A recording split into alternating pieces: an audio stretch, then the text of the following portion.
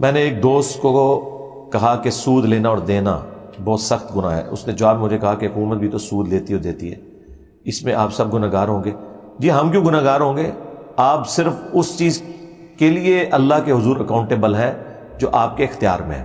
اگر یہ آپ کا دوست پرائم منسٹر ہے نا تو پھر بالکل بات ٹھیک کر رہا ہے، ہاں، کیونکہ اس نے پھر لیا ہوا ہے IMF سے قرضہ اور وہ دینا ہے سودی.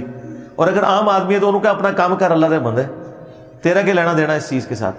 تو وہ جو بڑے جو مجرم ہیں وہی پکڑے جائیں گے. بخاری مسلم میں حدیث موجود ہے کہ بدترین گڈریا وہ ہے جو کسی قوم کے اوپر حکمران ہے. جس طرح بھیڑ بکریوں کے اوپر گڈریا ہے نا، اس طرح قوم کے اوپر حکمران جو ہوتے ہیں، اگر اس نے انصاف نہ کیا تو جنت کی خوشبو بھی نہیں پائے گا. ہاں، تو یہ حکمرانوں کو آپ نے سنانا ہے.